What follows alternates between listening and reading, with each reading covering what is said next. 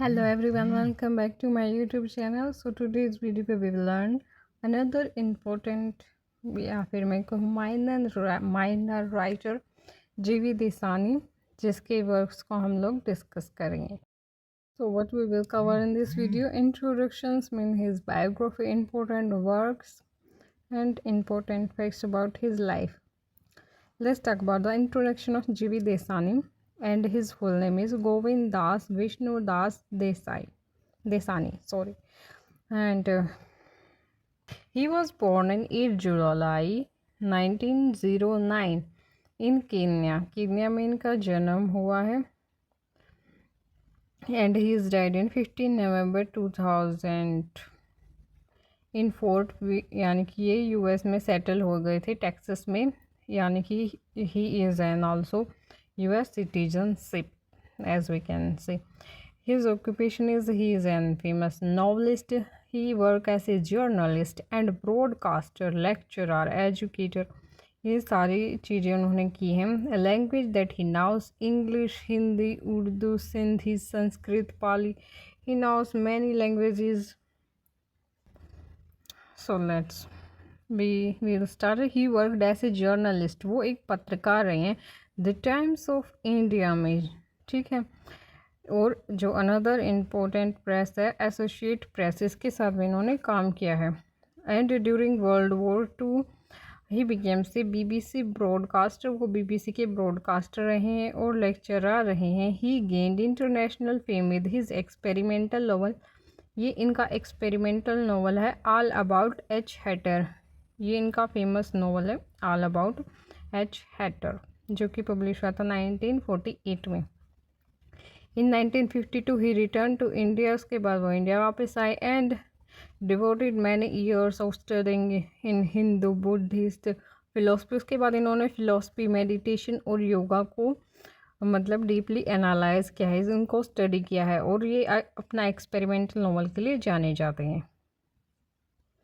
सो literary features, अगर हम लोग इनकी बात करें लिटरेरी फीचर्स में, तो ये पियोनर है एक्सपेरिमेंटल इंडियन इंग्लिश फिक्शन के. उनका फेमस नॉवल एच हैटर वाला. और उसके बाद है ब्लेंड है इंडियन स्पीच. ये पैटर्न्स विद इंग्लिश को इन्होंने डिस्कस किया है कि किस तरह इंडियंस लोग अपनी हिंदी और इंग्लिश को मिक्स करके किस तरीके से अलग तरीके से इंग्लिश बोलते हैं. बहुत सारे इंग्लिश राइटर इन चीज़ों को बताते हैं कि हम इंडियंस किसी भी पर्टिकुलर सेंटेंसेस को, यानी कि टेंस में किसी भी टेंस को उठाकर उन्हीं के सेंटेंसेस को बार बार प्रैक्टिस करते हैं. तो बहुत सारे इंडियन राइटर इसको ऐसे कॉमेडी वे में लिखते हैं, सटायर वे में. Usually satire, humour, irony, multilanguage expression, बहुत सारी भाषाओं में ये अपने दिखाते हैं कि हम इंडियंस किस तरीके से लैंग्वेजेस का यूज़ करते हैं. एक्सप्लोर्ड आइडेंटिटी के ऊपर इन्होंने वर्क लिखे हैं. Spirituality, east and west, cultural interaction and self discovery, यानी कि इनके नॉवेल्स में ये सारी चीज़ें थीम्स रहती थी. अब बात करते हैं इनके इम्पोर्टेंट वर्क्स की. The first one is all about H Hatter, very famous novel, जो कि यूजीसी नेट में भी पूछा गया है. हमें पहचान होनी चाहिए कि माइनर जो राइटर होते हैं उनके वर्क कौन से, क्योंकि इनके वर्क 2 से 3 ही होते हैं जो कि हमें याद होनी चाहिए. मैच द फॉलोइंग में इनके वर्क्स पूछे गए थे कि हाल ही वाला प्ले किसने लिखा है, तो फिर आप लोगों को बताना चाहिए जीवी देसाई ने लिखा है. एच हैटर भी इनका फेमस नॉवल है, 1948 में आया था. और हाल ए प्ले 1950 में आया था. और हाल ही और कलेक्शन है स्टोरीज़ का 1991 में, यानी कि हाल ही नाम से. तो ये दोनों ही नॉवल, यानी कि एक प्ले और स्टोरी राइटिंग, ये दोनों ही इनकी फेमस वर्क्स हैं. आई hope you understand that thing. अभी हम लोग डिस्कस करेंगे इनकी फेमस वर्क एच हैटर को. It's all about H Hatter.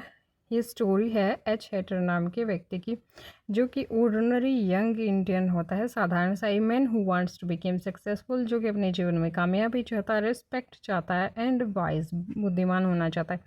He believe that happiness can be found through wealth, love and knowledge. उसका यकीन है कि प्यार जो है, यानी कि हैप्पीनेस, खुशियाँ किससे मिलती है, पैसे से मिलती है, प्यार से मिलती है, ज्ञान से मिलती है. हम सभी लोग शुरुआत में ऐसा ही सोचते हैं जब हम यंग होते हैं. एज द स्टोरी कंटिन्यू, जैसे ही स्टोरी आगे बढ़ती है, Hatterr realise that true happiness and wisdom do not come from money और फेम, यानी कि ट्रू विजडम मनी और फेम से नहीं आती है। They come from self knowledge, ये इंसान के अंदर का ज्ञान होता है, सेल्फ नॉलेज होती है।